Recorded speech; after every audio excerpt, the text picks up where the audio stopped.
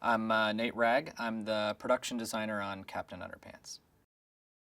Several years back, we had a couple of artists that came on, and I was one of them, and we did sort of some colored storyboards just to kind of get the project up to script, basically approved a script. In the fall of 2013, I was sort of brought on to production design the film, and that's really when we got started.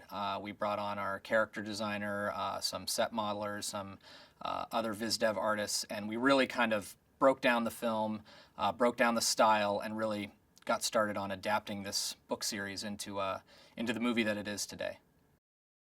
Just how relatable the characters were. The world is so fun and silly and cartoony, but it's all sort of very much real in the sense that it feels like you're there with the boys. It feels like it's written from their point of view.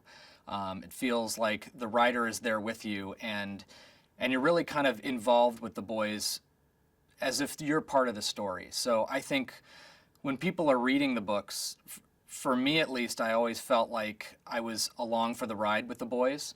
And I was part of the pranks or part of their sort of silly shenanigans, whatever it was. And I think that's what people really respond so well to with the characters. When I first came onto the show, my goal was, how can we adapt this amazing book series up onto the screen while still maintaining all of those amazing things about the books, the characters, the look, the feel of the world, but just get it up onto the screen and add a certain level of detail that we expect in animated movies, but still keeping the sort of simple, playful charm of the books.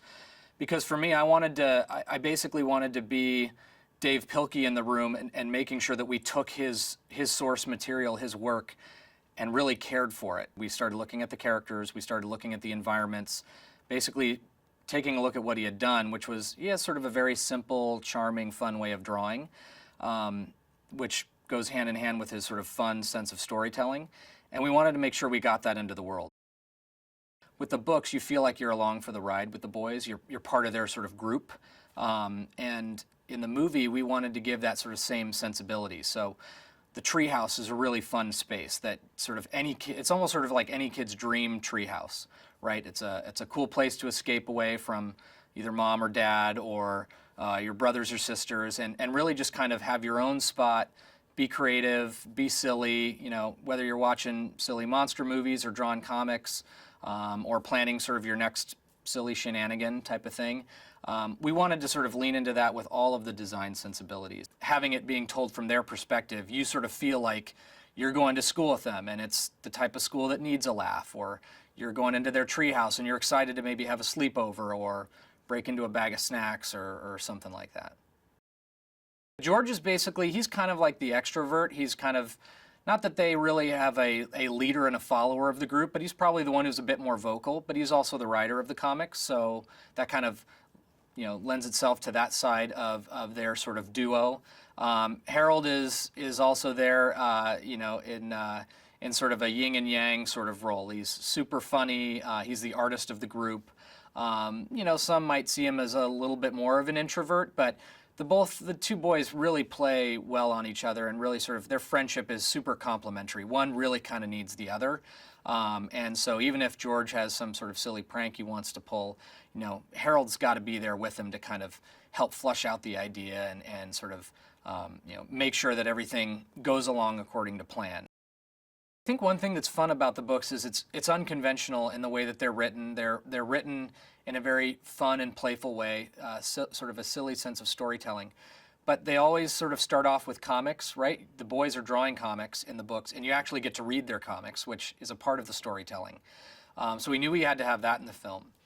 Then there's the Flip-O-Rama section, which is basically this amazing idea for to have in books, where you basically get to animate the characters and be part of the storytelling. And so we started trying to get all of these different ideas that we knew we needed in the film. And then our director had this idea of, what if we went a step further? What if we had a sequence that was told in sort of sock puppets, as though the boys basically just had a couple of socks on their hands and were sort of telling part of the film. And it just sort of helped you feel like you were again part of the group. You were sort of a window into their world. So from a design standpoint, the director and producers really kind of threw everything at us as far as designing all these different things. But that's one of the things that was exciting about this film, is you knew there was always a different element that you were going to be tasked with designing. There's all different kinds of stories that we tell at a studio here like DreamWorks.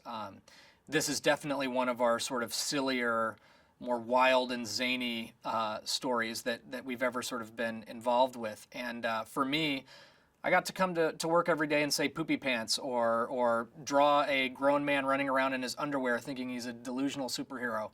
I got to draw comics like a kid, you know, when we were designing the comic book sequences, or go work with sock puppeteers and sock puppet makers. So I got to just sort of laugh and enjoy every day, and you don't always get to do that, and these movies are hard to make. So, you know, if you can laugh your way through it and have a great time along with everybody else, I think that's a really special thing.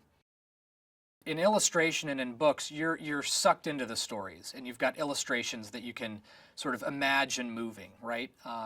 Here, everything's in color, it's moving in 3D. Our characters actually feel like big toys on screen, which you kind of just want to pull off the screen and actually play with and enjoy. And so I think what the audience is going to get is they're going to feel like now they're actually stepping into the world. They're part of the pranks. They are hanging out in the treehouse in sort of this 3D space that you really get to immerse yourself in the film. And you, after a while, you start to forget that you're actually watching a movie, because the boys are turning to camera, they're talking to the audience. The audience is really part of the story.